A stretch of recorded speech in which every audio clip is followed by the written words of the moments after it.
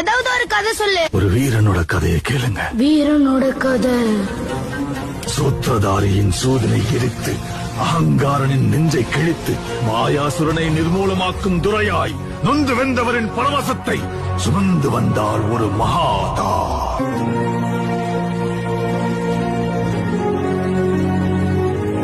பயந்து மருகி பதரை சுருங்கிய சந்திரன் முகிலின் முந்தானையில் அஞ்சு ஒளிந்திருக்க ஜோதியாய் ஒரு பெண் எரிமலை ஒன்றை பெற்றெடுத்தார்.